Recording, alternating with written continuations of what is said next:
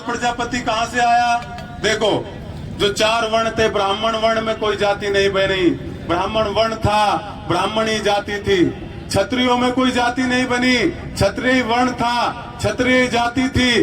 वैश्य में कोई जाति नहीं बनी, व्यापारियों में उनकी जाति भी वही थी, वर्ण भी वही था। लेकिन शूद्रों को काम बांटकर सेवा का, क्योंकि सबको काम बांटा गया। किसी को कहा गया कि तुम बर्तन साफ करोगे घरों के, तुम खाना बनाओगे, तुम बाल काटोगे, तुम कपड़े धोओगे, तुम बर्तन बनाओगे, तो सबको काम बांट दिए गए। और जो काम करने लगा उसका एक ग्रुप बन गया, उसका एक ग्रुप बन गया। वो ग्रुप का जब नाम पड़ गया, फिर जो काम कर रहा था उसका नाम पड़ गया। बाल काटने वाले को नाई कहा जाने लगा, कपड़े धोने वाले को धोबी कहा जाने लगा।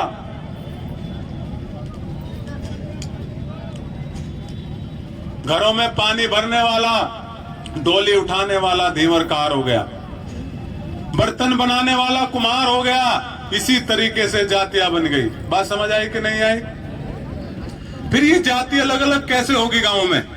आज देखते होंगे, गडरिया अलग रह रहा है, सैनी अलग रह रहा है, पाल अलग रह रहा है, प्रजापति अलग रह रहा है, कश्यप अलग है। फिर जब शादी ब्याह का नंबर आया, तो जो जाति जो काम कर रही थी उसी में शादी शुरू की। क्योंकि जब पहले ही कह दिया गया कि आपके जीवन में कोई परिवर्तन नहीं हो सकता, आप शिक्षा तो बिल्कुल नहीं ले सकते। अगर आपका बाप कपड़े धो रहा था, आपका बाबा कपड़े धो रहा था, तो आपको भी कपड़े धोने हैं, तुम्हारे बच्चे भी कपड़े धोएंगे। तो जो काम कर रहा था उसने उसी में शादी करनी शुरू कर दी। तो एक जाति बन गई। नाई ने नाई के यहाँ शादी की, गडरिये ने गडरिये के यहाँ शादी की, धीवर ने धीवर के यहाँ शादी की। सब ने अपने अपने काम करने वालों में जब शादी कर दी तो एक पूरी जाति बन गई। बात समझ आई कि नहीं आई? फिर ये जाति गरीब कैसे रह गए शूद्र लोग? अब एक बात बताओ, एक सवाल है आप लोगों से। अगर कोई खेत है और खेत में पानी का स्रोत ना हो, खेत में पानी ना पहुंच पाए, तो खेत क्या होगा? बंजर हो जाएगा, सूख जाएगा। किसी घर में धन का स्रोत ना हो, किसी जाति में धन का सही स्रोत ना हो, धन ना आ रहा हो ढंग से, और किसी के यहाँ धन का स्रोत सही हो, या तो सरकारी नौकरी से आ रहा हो, या व्यापार से आ रहा हो, या तुम्हारी खेती से आ रहा हो, तो जिसके पास धन का स्रोत होगा वो जाति मजबूत होगी, जिसके पास धन का स्रोत नहीं है वो जाति कमजोर होगी। ये बात सही है कि नहीं? तो ब्राह्मण के पास उस समय धन का स्रोत था, दान, ज्ञान, और राजा को अपने हिसाब से चला रहा था, तो ब्राह्मण मजबूत था।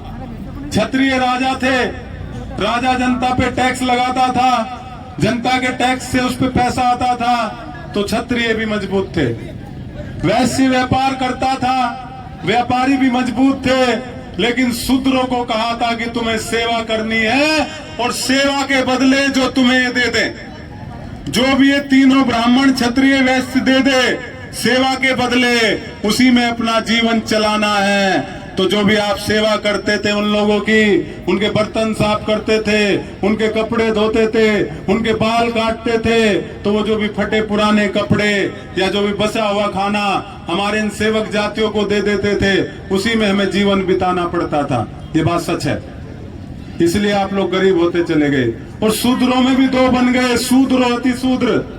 शूद्र जो सेवा कर रहे थे, तो जो इनकी बात मानने से इनकार कर देता था, उसका काम छीन लिया जाता था, उसको काम छीन के गांव से बाहर कर दिया जाता था, और गांव से बाहर करके गांव के बाहर दक्षिण में बसाया जाता था। उसको कहा जाता था काम छीनकर कि साफ सफाई का काम करो, चमड़े का काम करो। तो गांव के जो बाहर बस गए वे जाटव भाई हो गए, वे वाल्मीकि भाई हो गए, और जो गांव में सेवा करने वाले रह गए वो नाई धोबी हो गए, वो गडरिया हो गए, वो सैनी हो गए, वो पाल हो गए, वो कश्यप हो गए। इन जातियों की वजह से हमारी जाति का अलग अलग बटी। बात समझ आई कि नहीं आई?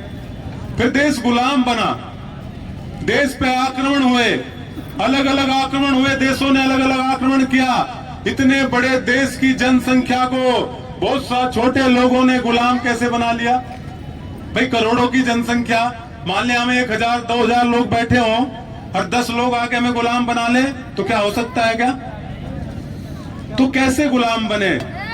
उसका कारण भी ये वर्ण व्यवस्था थी, क्योंकि यहाँ के लोगों ने मान के चलो एक गांव है और आपके गांव में 100 की संख्या रहती है, 100 की संख्या में 10 ब्राह्मण क्षत्रिय वैश्य हो, 90 छोटी जाति जिनको